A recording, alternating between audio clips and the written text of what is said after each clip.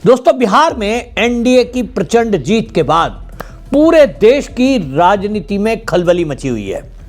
सबको एक बात बिल्कुल साफ हो गई है कि जिस दल के साथ मोदी है, या यूं कहें जो दल मोदी के साथ हैं यानी बीजेपी के साथ हैं, एनडीए के हिस्सा हैं, उनकी बल्ले बल्ले है, उनको कोई हराने वाला नहीं है।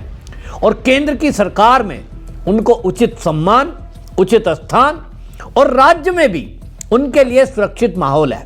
क्योंकि ये सब जानते हैं कि जिस तरह से राजनीतिक नेताओं का चरित्र हो गया है, घोटाले दर घोटाले इस देश में होते हैं, ऐसे में लोगों को लगने लगा है, राजनीतिक दलों को, कि अगर आप एनडीए का हिस्सा हैं तो केंद्र में मोदी की सरकार है तो आप सुरक्षित हैं। अब इसी कड़ी में झारखंड से बड़ी खबर आ रही है।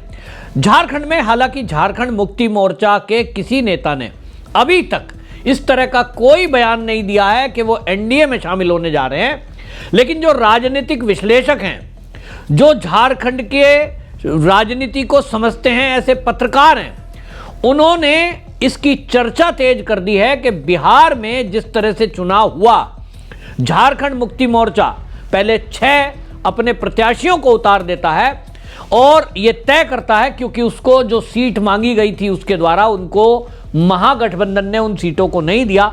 इसके लिए सीधे सीधे राहुल गांधी और तेजस्वी यादव जिम्मेदार है। तब जो झारखंड मुक्ति मोर्चा है, जो कभी बिहार का ही हिस्सा होता था और जो झारखंड से सटे हुए एरिया हैं, उसमें अच्छा खासा प्रभाव है।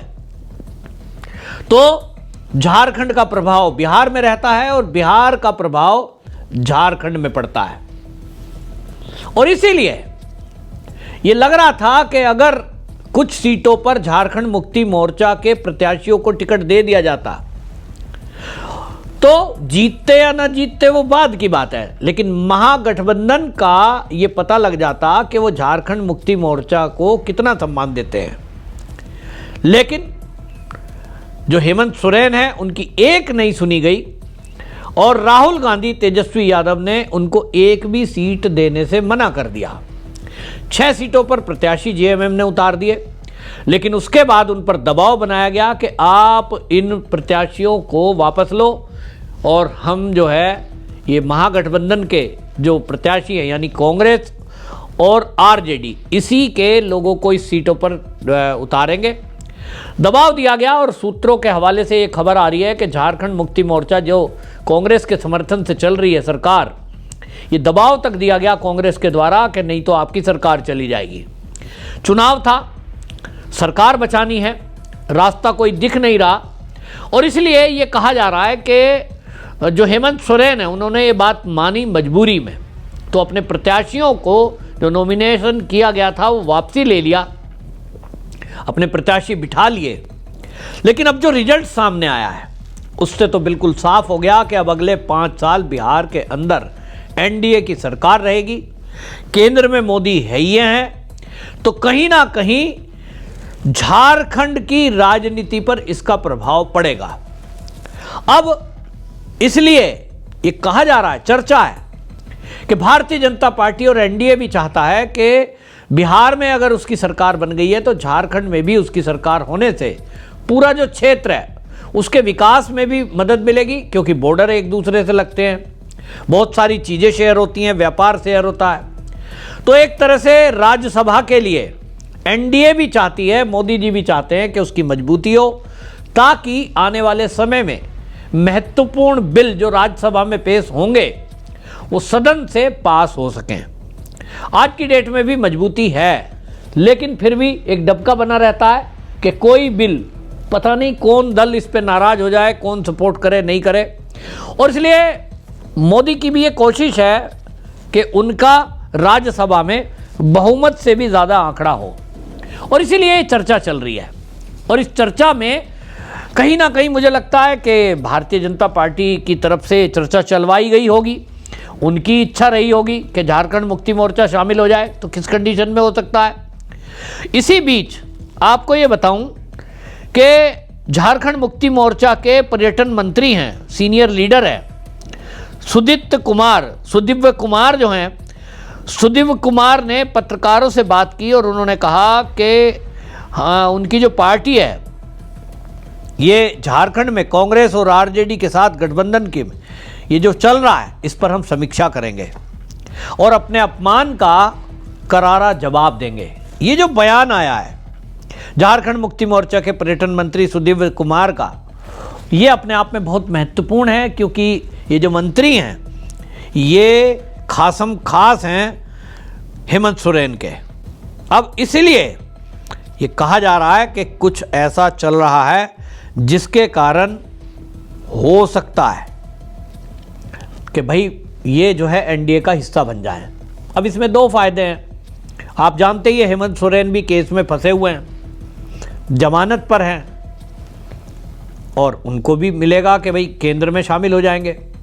उनकी पत्नी राजनीति में सक्रिय है, तो ये तो हो सकता है कि वो पत्नी को या तो केंद्र में भेज दें या खुद केंद्र में चले जाएं और राज्य की बागडोर अपनी पत्नी के हाथ में सौंप दें। और इधर जो है वो जो कांग्रेस का दबाव है, वो देख रहे हैं कांग्रेस तो पूरे देश से खत्म हो गई है, बिहार से आरजेडी खत्म हो गई है, आरजेडी में घरेलू झगड़ा भी शुरू हो गया है, लालू प्रसाद यादव का घर टूट रहा है, भाई छोड़कर गया, बहनें छोड़कर गई, अब सब ने छोड़ दिया, और वहां कब्जा एक ऐसे आदमी का हो गया है जिसकी अपराध के दुनिया में, मतलब आप सोचिए कि वो जमानत पर है हत्या के केस में, और वो तेजस्वी का सलाहकार है। ऐसे में अब आप समझें कि क्या स्थिति चल रही है, और इस स्थिति को देखते हुए हर कोई कांग्रेस से आरजेडी से किनारा करने की कोशिश में है। बिहार से भी एक खबर आई थी, मैंने भी आपको बताया था कि 10 विधायक करीब ऐसे हैं आरजेडी के जिनके साथ सीनियर लीडरशिप अब अलग से एक दल बनाने की कोशिश कर रही है, और अगले आने वाले दिनों में आश्चर्य नहीं होगा कि आरजेडी का एक दल अलग हो जाए जिसका नेतृत्व जो है कोई सीनियर लीडर करे। ऐसी मांग उठ रही है अंदर से। और आप देखें कि तेज प्रताप यादव, उसकी बहन, जिनको निकाल दिया गया है और जिन्होंने खुद अपनी इच्छा से घर छोड़ दिया है क्योंकि उनका वहां अपमान हो रहा है, ये सब के सब एक नया आरजेडी बना सकते हैं, ऐसी भी खबर आ रही है। तो आरजेडी से किनारा, कांग्रेस से किनारा और एक नया समीकरण। अब मोदी की जो ताकत बढ़ी है उसका एहसास भी राजनीतिक दलों को है। तो सब लोगों को एक तो समझदारी है ही है, राजनीति में सब समझते हैं कि एक तरफ तो आप एनडीए का हिस्सा ना बनकर सीधे सीधे भारतीय जनता पार्टी से टकराव मोल ले लो, मुसीबत मोल ले लो। दूसरी तरफ कांग्रेस जो किसी का सम्मान नहीं करती, और खासतौर पे आदिवासी, दलित, पिछड़े, ये तो उस पार्टी में कोई वैल्यू ही नहीं करते। आप सोचिए, देश की आज़ादी को 70 साल कांग्रेस ने शासन किया, कभी उनके दिमाग में आया वो जो कहते हैं आदिवासी, दलित, ओबीसी के अपने अध्यक्ष को, मल्लिकार्जुन खड़गे को जब बनाया, जब पूरा चर्चा हो गई, और अभी भी चलती राहुल की है, सारा फाइनल काम वही करते हैं। तो आदिवासी महिला को यदि राष्ट्रपति बनाया तो वो मोदी जी ने बनाया, यानी बीजेपी ने, इन्होंने कभी नहीं सोचा। तो ये ऐसी पॉलिटिक्स करते हैं। और झारखंड वो प्रदेश है जहां पर जो आदिवासी समाज है वो बहुसंख्यक है, गरीबी है, विकास की आवश्यकता है, केंद्र सरकार की योजनाओं की बिहार की तरह इंप्लीमेंट की आवश्यकता है। तो झारखंड के लोग भी बिहार का विकास देख रहे हैं, बराबर में है। वहाँ देख रहे हैं कि बड़े बड़े पुल बन रहे हैं, वहाँ देख रहे हैं कि आईआईएम बन रहा है, आईआईटी बन रही है, मेडिकल के लिए एम्स बन रहा है, इंटरनेशनल एयरपोर्ट गजब का बन गया है, लोग देख रहे हैं। और जब पड़ोस के राज्य में इस तरह का विकास होता है तो पहले उत्तर प्रदेश से तुलना बिहार वाले करते थे, और अब बिहार से तुलना झारखंड के निवासी कर रहे हैं। तो झारखंड की सरकार से मांग कर रहे हैं कि भाई ऐसा विकास करके दिखाओ। तो आज नहीं तो कल झारखंड से झारखंड मुक्ति मोर्चा को जाना ही पड़ेगा, क्योंकि जनता जवाब मांगेगी। और जिस तरह से बिहार का चुनाव हुआ है, आप निश्चित रखिए कि ये झारखंड में भी होगा। तो ये बात भी हेमंत सोरेन को समझ में आ रही है कि स्थायी रूप से अगर राजनीति में रहना है तो भारतीय जनता पार्टी के एनडीए के साथ मिलकर लंबे समय तक अपनी पॉलिटिक्स करी जा सकती है। अभी उतनी उम्र भी नहीं हुए, उनके पास पूरा अपना रखा है कैरियर, और आगे से पत्नी, फिर आगे से बच्चे।